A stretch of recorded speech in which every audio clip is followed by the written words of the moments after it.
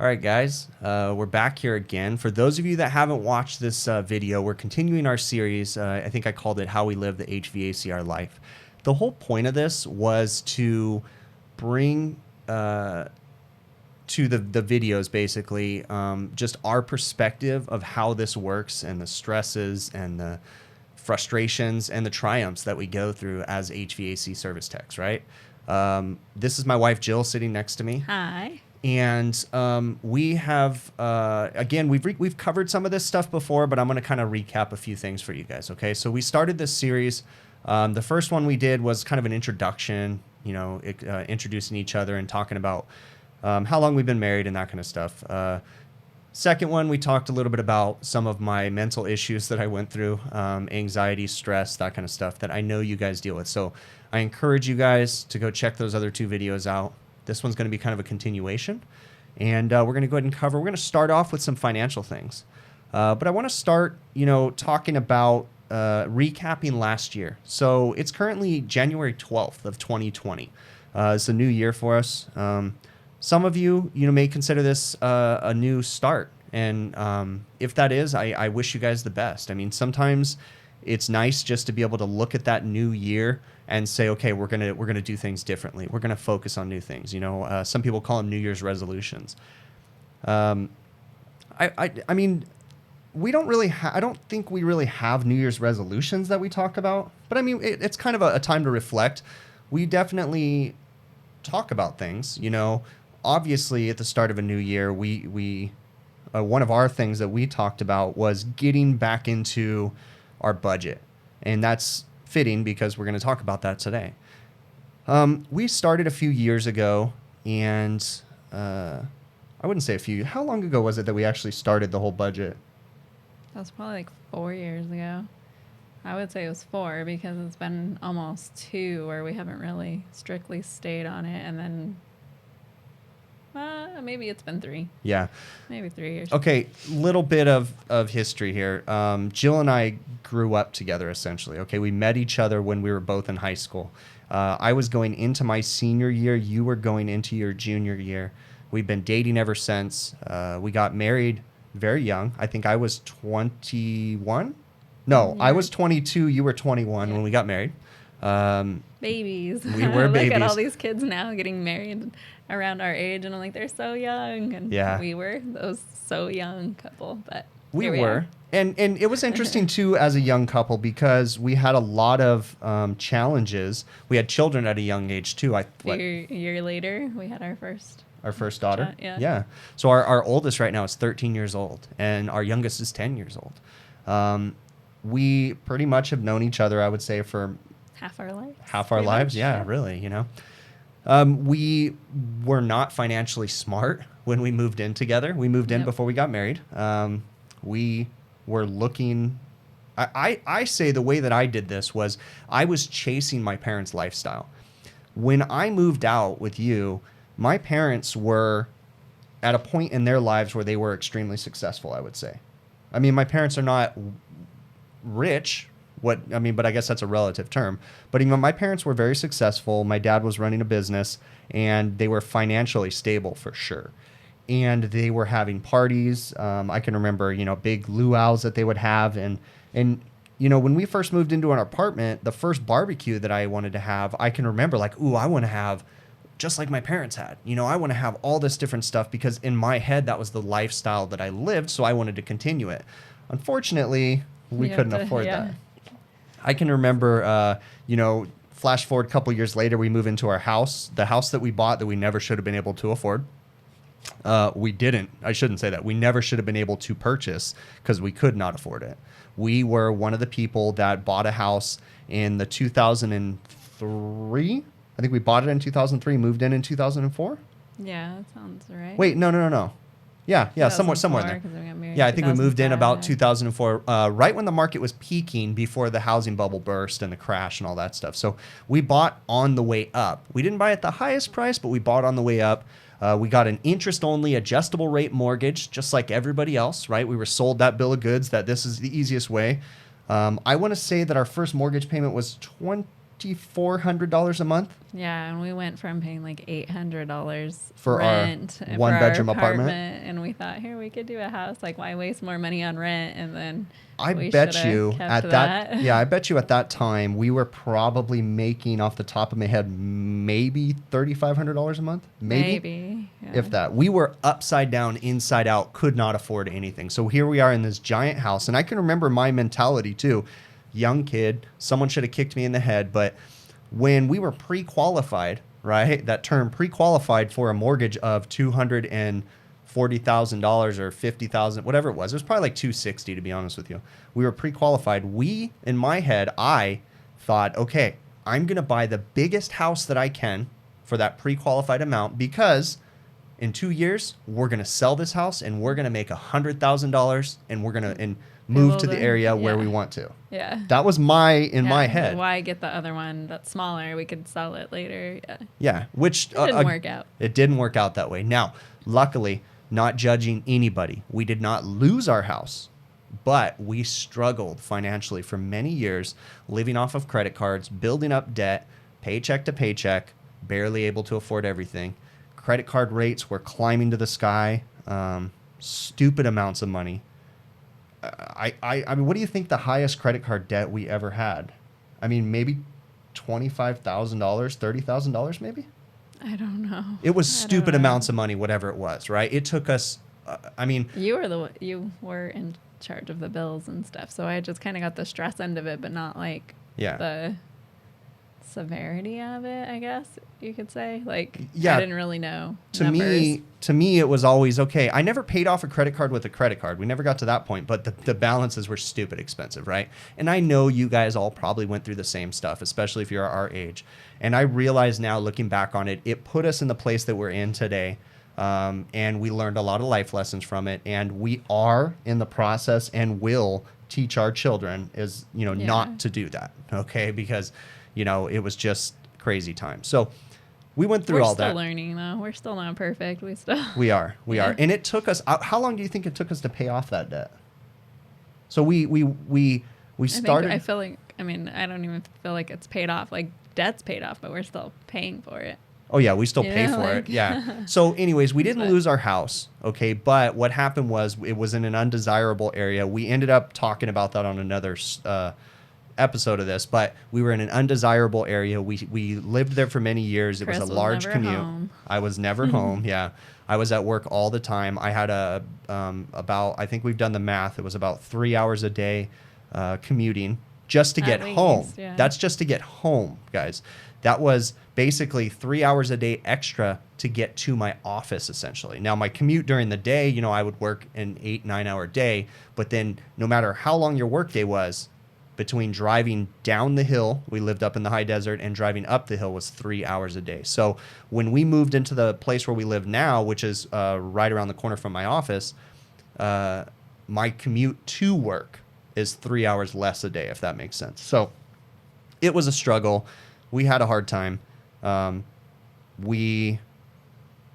took us a very long time. And where I want to get into this was, it was actually my aunt, just vocalizing financial stuff to my aunt while she was at work, because she works for us.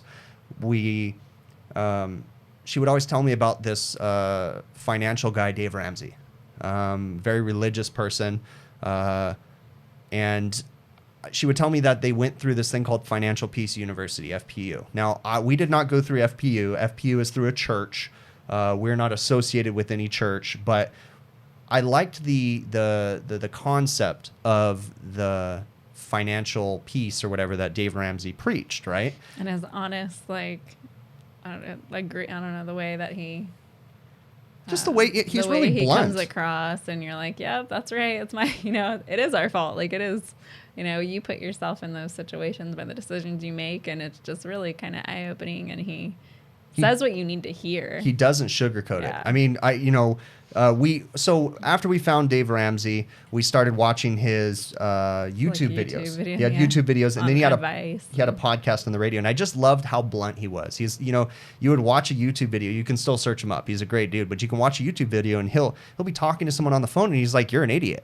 just blunt, like on the radio, just, you're an idiot. Why did you do that? Why did you do that? Why would you do something that stupid? Like, I just love he's just honest. And I love that about him. And, listening to him talk, again, my aunt told me about him. And at first I was like, this is stupid. We're not going to go on a cash budget. That's the dumbest thing in the world. That's what we have credit cards. We'll just pay our credit cards off for years, probably a good year and a half, 2 years. I thought, no, there's no way. And she was, not as involved in the finances because of me. And it wasn't that I was hiding anything. It was just easier for it all to be one. I just handled the finances. Take care of.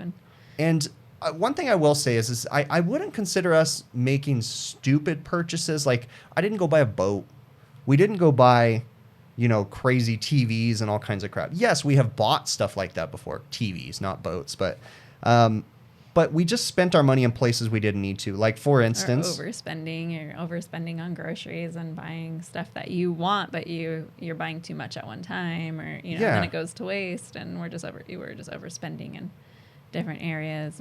And so, we eventually, I came around. One day, I don't know what the aha moment with me was, but I finally came around, and she was on board with the Dave Ramsey thing. She had, I think you had another friend too, Jamie. A couple, yeah. Jamie was going through it, your friend, and Jamie was going through the whole budget thing, and you were hearing from Jamie, and just having success with it, like doing good. Yeah, and then I, again, had my aunt talking in the back of my head, and I started watching the videos and started listening to, he had a radio show at the time. So I started listening to his radio show on the radio, and it was just like something clicked one day. And I said, the Audible, the books. Yeah, the Audible books, and something clicked. I started listening. And I decided we were on board. And to be fair, the way that things were going, we've always had a good relationship, but I think that was one of the places where I don't think I was fair to you, because when you think about it, it was I finally decided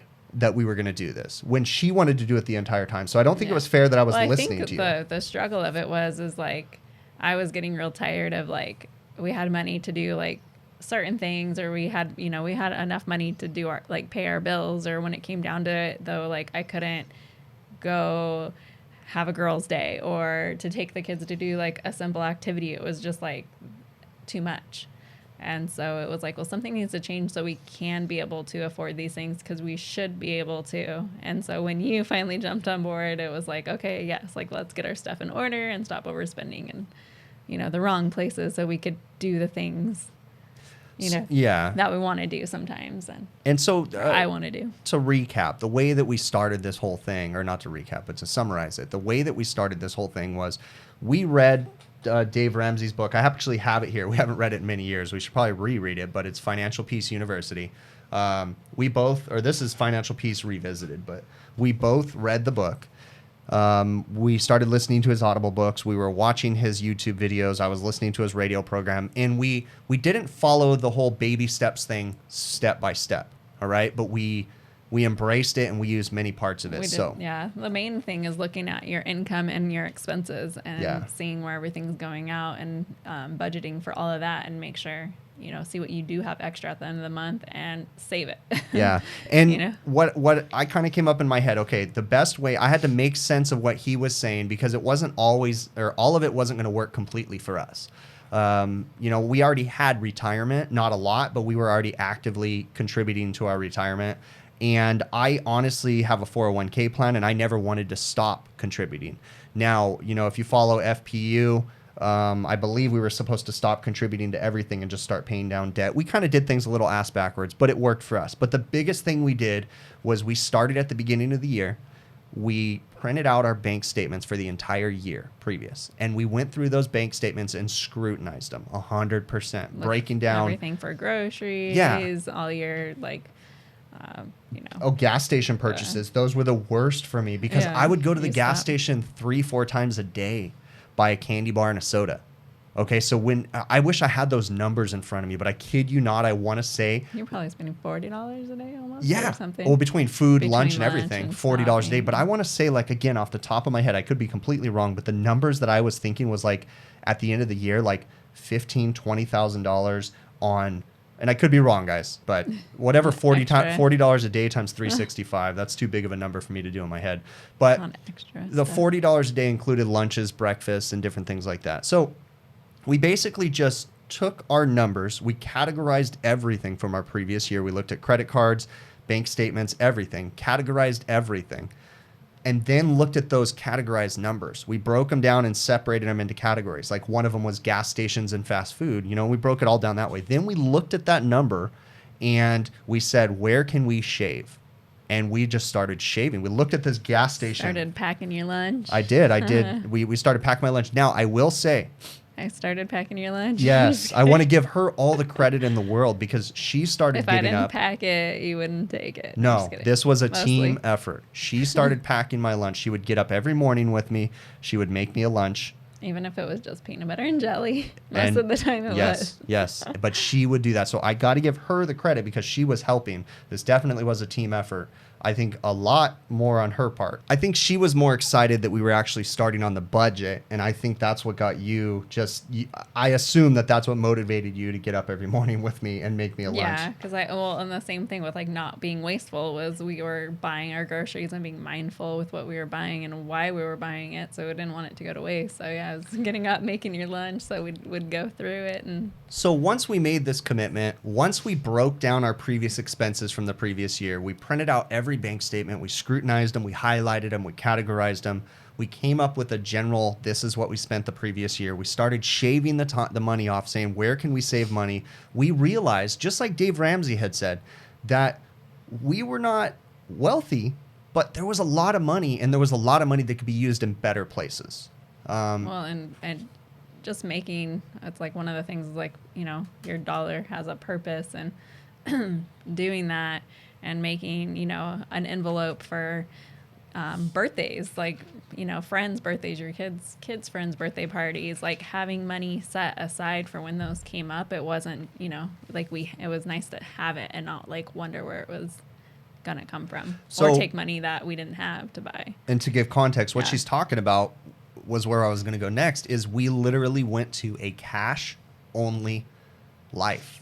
We paid cash for everything. And this is crazy, guys. We went and we followed the envelope system. Lots of different people talk about this, but we followed the envelope system. Once we shaved everything off of our budget, we saw how much money we had a month coming in. We were able to look at it and we said, okay, how much of this money do we want to pay off credit cards? How much of this money do we need to live? We gave ourselves an entertainment budget. Save? Yeah, and something to go do, you know. And the entertainment budget was, I mean, in the beginning, I mean, what did we have? Okay, so we had an entertainment budget. We each gave each other $100 in the beginning. No, actually, you had $75. I had $100. Because it was just like, that's for like if, you know, I wanted to go get something, lunch with a friend, or that was where my money came. You know, I used that money. And like she said, we had a category for our children's friends' birthday parties. And I think it was difficult too. We said that we couldn't spend any more than $15. $10 or $15 on someone else's birthday gift. And that's hard because you want to do more for other people. And, you know, it's hard when you can't. And it was a struggle. But we just had to do it because we had to put ourselves in a better position. And it worked out. And yeah. So one of the biggest things, obviously, is paying off your debts. However you guys choose to do it. We chose to apply so much money a month to paying down credit card debts, and we really focused on it. That was the priority. So once we had, you know, this is what our life costs us, bare minimum, what we could afford to live on, right? And then we said we need all this money right here for credit card debt, and we started paying down credit card debt. Now, granted, we didn't follow the financial plan 100%, right? Because we didn't pick the biggest, or we didn't pick the smallest credit card first. I just didn't understand that one. We picked the biggest one and started paying down the biggest one. But the whole concept was that we went to a cash only system. We withdrew a somewhat large amount of money every single month. I went to the bank. That was something that we'll talk about too, because I kind of worried about that. But I withdrew a large amount of month from the bank, and then we brought it home and we organized it. Our kids were on board too. We had envelopes. I carried an envelope. Actually, no, you carried envelopes with you. I just had my personal cash that I got to spend every month.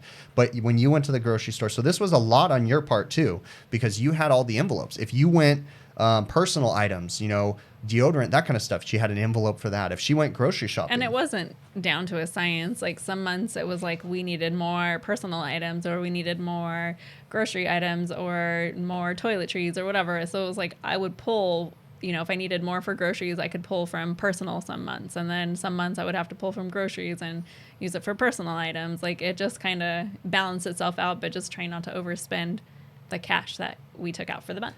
Now, one of the struggles that we had was obviously we're HVACR service techs, right? We work busy, long hours. And I struggled with this budget because I found myself trying to justify purchases because I was sacrificing myself at work. I would be gone so long and a peanut butter and jelly sandwich just wouldn't cut it. I figured in my head, man, I'm busting my butt. I want to go to sushi tonight. I want to do this. But when we got on this budget, that was how our expenses went so high all the time. Was you know what? I'm never home. Some family time. I'm never home, so we're going to take a vacation and we're going to go on a road trip to San Francisco and we're going to not have, you know, hotel reservations anywhere, and we're going to stop in Monterey and we're going to stop in Morro Bay and we're going to go to every fish restaurant we could. That was a vacation for us, right? And we spent so much money and it was fun. I honestly, I think I would do it again, but I wish that we would have been a little bit smarter about our finances. And could have planned for it. And I mean, and I think where we're at now, like this year, we're kind of seeing, like, I feel like we're, for myself, seeing some of the similarities we were doing in the past. And so why we feel like we need to get back on the budget and the cash budget. Yeah. Because just a few months ago was, I kind of feel like when you just said that about Monterey, is like when we went up to Mammoth and we didn't have reservations and we didn't plan it and we probably spent a little too much, but we, what's the word you just used? We justified it. Yeah. You know, and so it's like, I see those things. After we went through that, again, you guys, I highly suggest you guys look up Dave Ramsey if you haven't. Just look up Dave Ramsey baby steps. If you look up that search term alone, ask the Google, look on YouTube, whatever. Look up Dave Ramsey baby steps and just listen. Just listen to what he has to say. You guys don't have to adopt everything. That got us out of debt.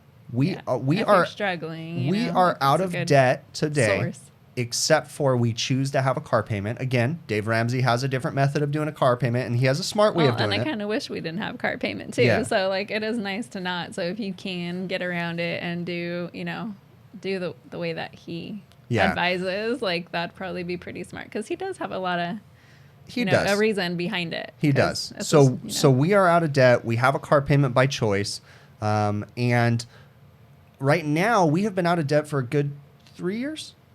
Well, 2, maybe. I think 2, because we spent the whole year getting out of debt. And and you'll be surprised that if you follow like his baby steps and you focus, and mind you too, another thing was, while we were doing this whole paying off our debt, we actually had money to save. We were actually saving money. And the coolest thing in the world was seeing a savings account. You start with baby goals, and I could be butchering these, but I think we started with a goal of 1 month of savings, basically your income. 1 month of income saved in the bank. And we worked for that. And we struggled. And mind you, we were still paying down credit card debt too. So again, we were kind of going a little bit backwards with his baby steps. But then we went to 3 months. 3 months of income saved. Guys, that's huge. And then didn't it happen where we had we were in the process of saving money, and then did we go over this in the last one, where then our daughter had gotten hurt? No, we didn't. And we actually had the money to pay for the medical bills instead of wondering where it was going to come from or putting it on a credit card. When our daughter got hurt, of course, you're going to do anything you can do for your child, right? Our daughter she dislocated her elbow. Emergency rooms, all that stuff. And the best feeling, I remember telling her, was while we were sitting in there, again, of course, I would do anything for my daughter. I would bend over backwards, max out every credit card in the world, borrow money from anybody. But while we were sitting in the hospital and they had to put our daughter under to set her arm or whatever, to pop it back in the socket, whatever. And I remember thinking for a split second, because I was still worried, we're going to be okay. We have the money. Now, granted, we had to pull from our emergency fund. Right. Yeah. But we had the money to pay. For that emergency. Well, and that alone was like, oh my gosh, it was eye-opening. Stress reliever. Now, myself, you know, my goal, my personal goal. I don't know if you're quite on board. I think you're okay with it, but I think that you probably, I assume that you don't want to be as 100% like going at it like I do. But my life goal is to have one entire year of income saved, an entire year of income saved as an emergency fund. That is my goal.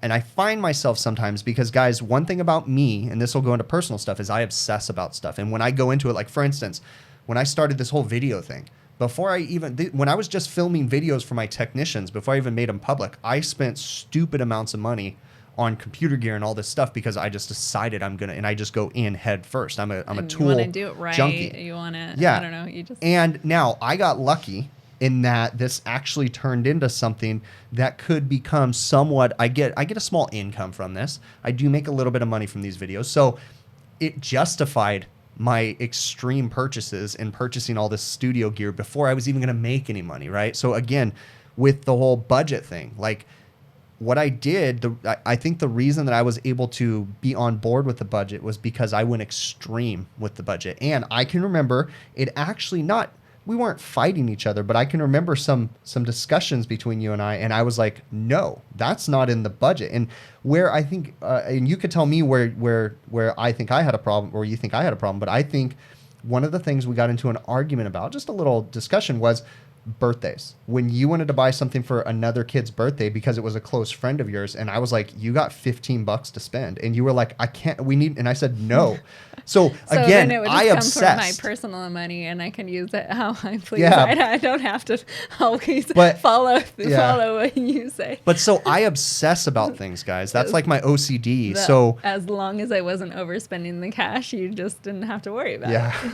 But I, you know, it's those things. So I focused hard on this stuff and just like obsessed about it. And that is my mental disorder, I'm sure. Something in that. So, all right, we got out of debt.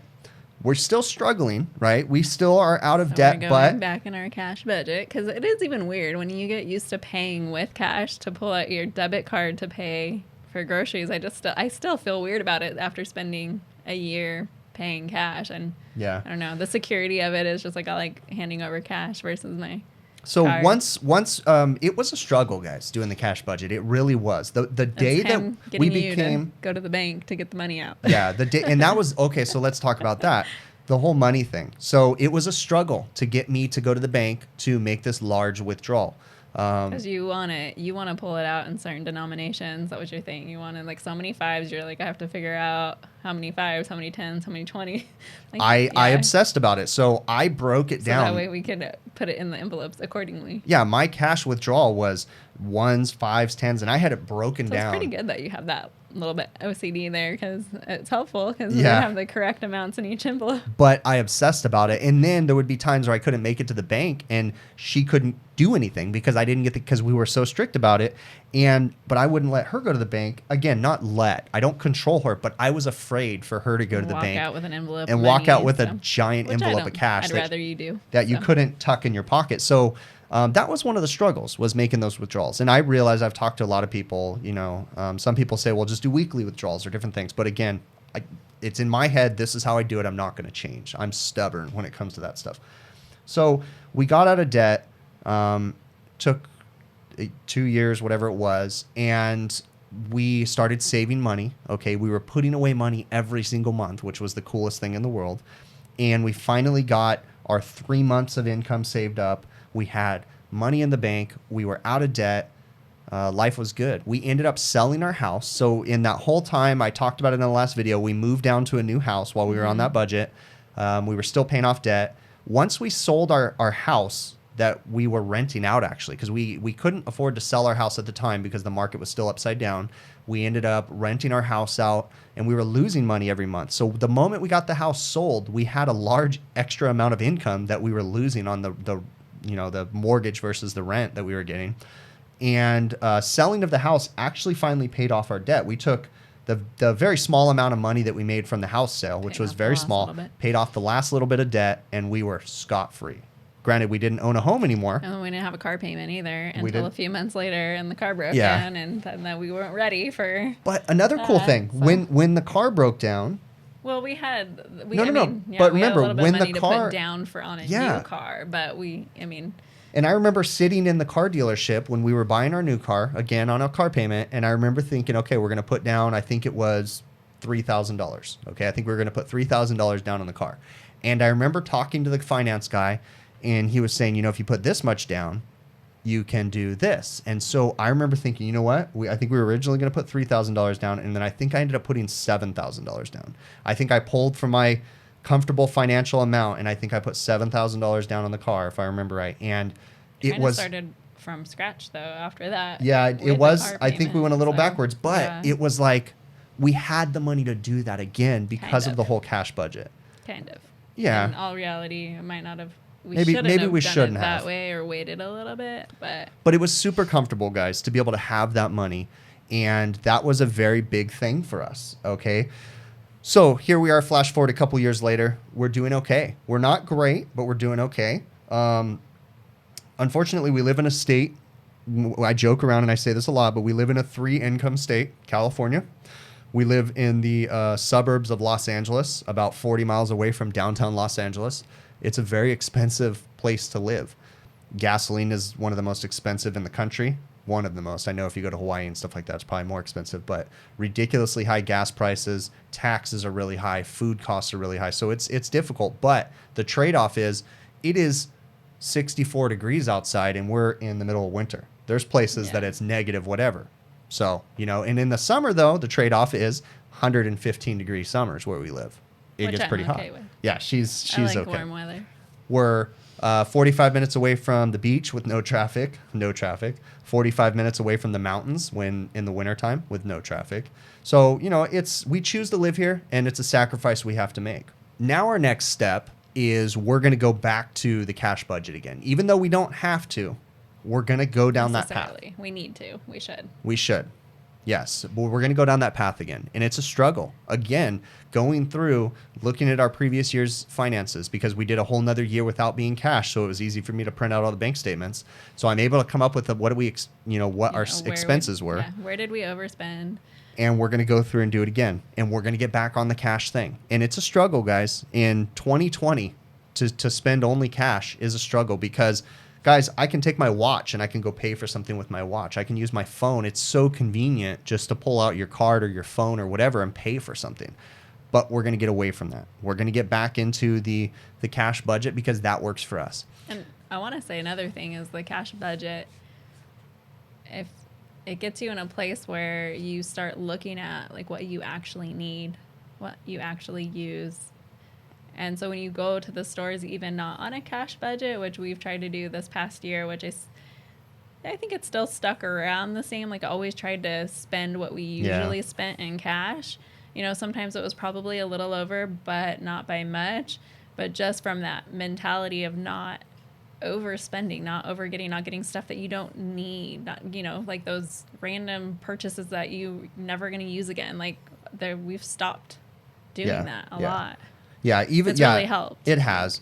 And but one of the things that is a struggle for us is I tend to overthink everything. Again, coming with my self-diagnosed OCD, not to take away from people that have real OCD, okay?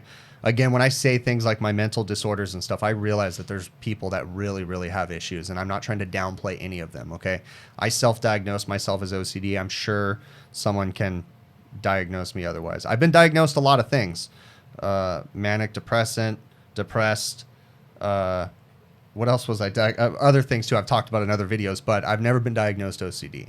But I overthink everything, right? And when you really focus, when you're like focused on something, you definitely. And my thought process too. For instance, you can come up with an idea that's something that sounds great in your head, and it could be something as simple as, hey, let's go to the mountains this weekend, to Big Bear, our local mountain, she can say. And I say, I need to think about it. And she goes, well, I'm replaying a conversation here. She'll be like, let's just go. We can just drive up there the morning of and spend the day there and come home. First off, in my head, I don't want to do that. I want to stay there, right? So again, I'm spending money that we probably shouldn't spend. But when I do that too, I go deep into, All right, where are we going to go? Which car are we going to take? I'm prepared. What things am I going to have in the car? Kids have the right shoes. Do the kids have the right shoes? Do you guys have jackets just in case we have to do this? What happens if the restaurant's closed? What restaurant are we going to go to? And, you know, it's funny. As I'm vocalizing this, our youngest daughter gets it from me because she is an overthinker just like me. And she'll ask you, where are we going to today? Well, we might be going here. But if you don't have an answer for her, she gets downright frustrated because she wants to know exactly where we're going. Plan it out in her head.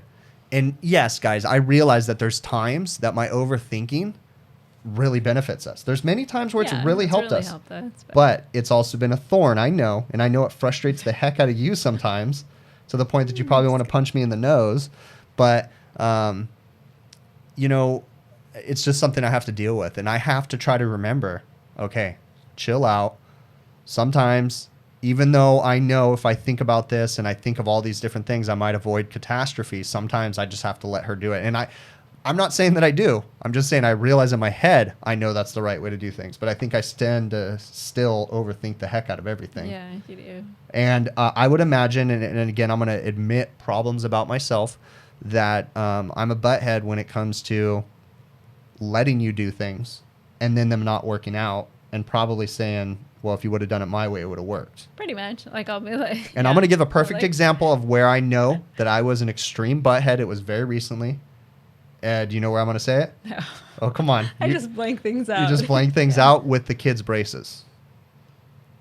What about it? Yeah. Yeah, with the stuff not working out, and then me not having the right questions. And I'm like, okay, well, if you have all the questions, then you need to be there. And have you come to one? This is a sore subject. See, actually. this is, and I'm gonna bring it up, okay? Because we're not gonna go crazy into this, but our kids ended up having to get braces again, guys. Let's talk about the financial side of this before we go into my problems, guys. Not flexing, okay? I'm not trying to brag or anything like that, but we had the money to pay for our kids' braces. We were setting that aside. Now, again, my obsession, and you are probably right, but my obsession with this whole financial thing is my inability to use credit cards ever since we got out of debt. We still have them. Again, not following Dave Ramsey's stuff completely. I wasn't in my head, it was stupid to cut up my credit cards, okay? Not saying you are, okay? In my head, I didn't want to cut up my credit cards. We just have them for an emergency. Okay, that was our choice. Whatever. But I was obsessed with not using them. When our kids needed braces, and you initially came to me, you kind of actually I think you had it in your head for you to get braces first, and then I shut that one down. Okay, so, because our kids needed braces first in my head, but you had the idea of using the care financing, which 0% interest. It wasn't going to cost us anything, but I said no. I said I will not finance our children's braces because in my head, I wanted to pay cash for them. If we didn't have the money, then we didn't have the money, so we needed to save that money.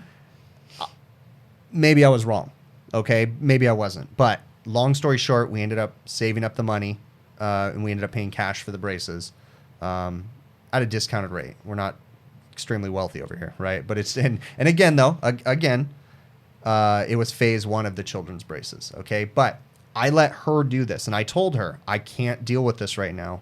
I need you to deal with the braces. So she went, and the first time she came back, I had a bunch of questions for her, and she didn't have the answers that I wanted to hear, all right? I've never been through braces, and I figure if they're going to go through it, the place would tell me everything I need. So, yeah, and that's how she didn't have the answers that I wanted to hear, and we probably had a discussion about it, and I know I was a butthead about it, okay? I'm not going to say a butthead. I was a dick, okay? Really. And she's probably going to be pissed at me for the next week because she forgets things, and I'm bringing it up, and now it's rehashing issues. Like, oh, yeah. She forgot all about this, see? But then problems happened with the braces where we had issues, and she had a realization that this wasn't paying for the kids' braces. This is phase 1, and there's no guarantee about how many phases they're going to need. So the amount that we paid for them, potentially 2 years from now, we might have to pay the same amount, and then 2 years, who knows, right? So it's an ongoing process. But in the beginning, one of the questions that I had for you was, how much is this going to cost? And you were like, it's just going to cost this much, and that was it. and then you found out that it wasn't that much and that we had potential that it was going to cost more. Potentially like another phase, but depending on what they can do with this phase. And if he were to go with me to any of these appointments that I tell him he can go to, he would get some more clarification that he feels like he needs. Because I have a hard time remembering when the people, I don't know, doctor's office, dentist's office, when they're giving me information, I hear it, but it's hard to reiterate it. Is that the right and word? I'm the person that overthinks everything. Well, and you remember everything, and then I'm like, well, I know they told me, or this, or or then when the our youngest got the brackets on, you asked me about how she's supposed to floss her teeth, and I'm like, well, I don't, like that was another question I didn't think to ask, and there, and so he. So I'm an overthinker. Little things, and I mean he should be there. So. But one of the things that I will say, again, not to make her seem like a ditz, because she's not a ditz when it comes to everything, and there is an actual medical reason as to why she can't remember crap. Talking about our last thing with our health problems is she has hypothyroidism, and she has a certain type of hypothyroidism, which is Hashimoto's, right? Yeah, Hashimoto's. And she actually has a large part of her brain that she can't remember anything previous. And then she has issues even with memory these days, even still, which there could be other things going on too. But she's not a ditz, okay? She's smart, but she just doesn't remember what I want her to remember. And I don't have the questions that he wants. I don't think like he does. So we have a lot of those kind of discussions. And so again, guys, we're talking about this and we can laugh about this. Even though she's frustrated with me or I'm frustrated with her, guys, is we have communication. Yeah. We do communicate, and we are not perfect. We get into arguments. We've never been in a fight where she's walked out and left. I've never walked out and left. Guys, not judging anybody that has that situation, but we just don't roll that way, okay? Yes, we're pissed off. Honestly, I think if we get pissed off at each other... We kind of just cool off or go in the other room. And then we'll talk about it and deal with it. Yeah. We are not perfect, all right? Don't take that. And we are not these super successful people that have a business that makes us millions of dollars a year. I'm a small business owner, a partner in a business. I'm a server at a restaurant. Yeah, she works to this day 5 days a week. 4 right now. 4 days a week. Yeah. So we are still struggling with this. Busy 7 days a week. All right, and we have goals, we have ideas, we have places we want to be with our life, and we're not there yet. And we have to make sacrifices just like everybody. So guys, if you guys can take anything from this, the biggest thing, first off, for me, I'd like to hear what you think is, but my thing is communication. Yeah. You think it's real life over here, but we have to communicate, and if you don't and you keep things, I think that's when it boils and you get mad And looking back at everything, I think that being able to compromise in a situation where I know in my head that I'm right and she's wrong, but you know what? Maybe I'm wrong and she's right. And there's been times where, yes, I obsessed about something, and yes, maybe I was kind of right, but I think I was such a butthead about the way that I think it just made it worse. And even if I would have just let her do whatever she was going to do, and yes, there would have been a problem with it. But I think the stress and the anxiety that was built up because we were trying to do something and I was saying no and all this, I think it would have just been easier just to make a mistake and have a failure. Maybe not even a failure, but have it kick us in the butt. But at least we wouldn't be stressed out about it. I don't know. I don't know if any of that makes sense. Yeah, I don't but, know for sure. Communication, that is the biggest thing. Well, yeah, that's one of the things that, I don't know, like one of the advices that we were told early on. Oh, yeah, by Dr. Roy. No. Remember Dr. Roy? Yeah, and then my dad, too. Yeah. He's just like, communication is the biggest thing you can have. And, I mean, you always hear those things like, don't go to bed angry. And it really holds truth. Yeah. Another thing, too, guys, is we are not jealous people. That's true. We're not jealous people. I know that some people are jealous and there's nothing you can do about it, but we are not jealous, okay? Not perfect. I wouldn't say perfect. Not like jealous, but yeah, I think like with your, like your, what is it? You're obsessing about things and that kind of thing, and you're like being on your phone a lot or something. I feel like that creates a little bit of, what is the word?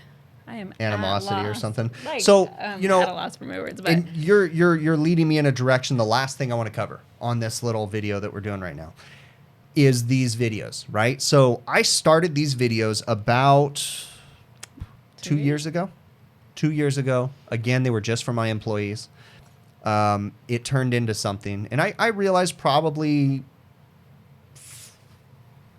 in June, I think I technically filmed my first video and started my YouTube channel in November of 2018, I think.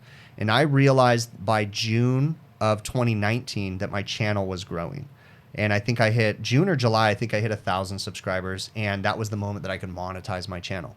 I think the first time I got a check for $6, I think, or something like that. It was kind of like, I was all, wow, that's silly. And you were just like so ecstatic because you were like, that was $6 that you didn't have yesterday. Okay. Yeah. But what happened again with the obsessing and the really diving in head first into everything was I went head first into this, and I was obsessed with the numbers. I was obsessed with the views. I was obsessed with the comments. I felt the need to your phone answer every comment. And I will say, though, and I'm surprised it didn't come from you, was that you didn't make a comment. I don't remember comments from you. It was me that said, I need to stop. And I need to stop looking at the comments. I think it was like... Maybe you wasn't direct. Like, we would joke with you. We would be like going to do something with the kids, and we're like, you can't even go anywhere without checking your phone or being on your phone. Like, we would say little things like that, and maybe that sat with you. A little birdie in your ear was like, okay, I'm looking at this too much. And that's actually when I started the live streams, guys. When I started the live streams, it was because I found myself staring at my phone, and I felt the need to answer every single comment. And I still want to answer all the comments, and I still want to get to everybody. But that's when I started the live streams, because I was like, okay, I'm noticing that 20 of the 500 comments that I got are the same. So I can answer that once instead of typing it out 20 times. So I started directing people to the live streams, and then the live streams became a whole thing. And so I still deal with the OCD. I still struggle with obsessing about stuff. But again, communication. Yeah. And, I felt ashamed because I'm like, I'm staring at my phone all day long, and I just went to dinner with my family, and I don't even remember anything that happened. I don't remember it. We ate some food. I think it was okay. But I answered these 5 questions on my phone the entire time, So I felt distant.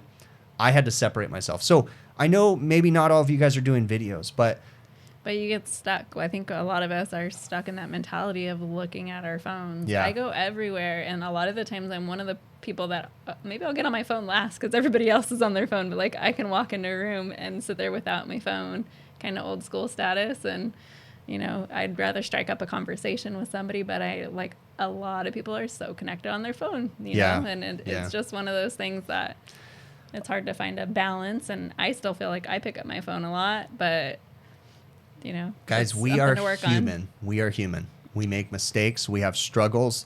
The whole point of this video series is to show our struggles, to share them and help others and let you guys know that, And when I say help others, it's not that I want you to follow our methods completely, but maybe one of you is watching this video and you say, what they just said is really stupid, so you don't do what we said. Again, learning from us. If you think it's right or you think it's wrong, maybe you'll learn something from us. Maybe you learn that I don't want to do what they did, so I'm going to do the opposite.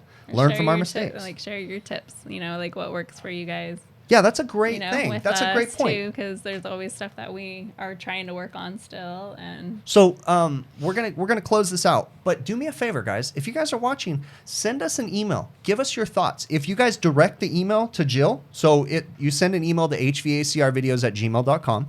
In the headline, put "This is for Jill," and send her a thing. She's gonna read them too. Okay. Comments on this video, great. Emails, comments, Facebook, whatever, guys. Share your thoughts with us. Tell us what you think of the series. If you think it's stupid, let us know. I mean, we're open to criticism. We're open to anything.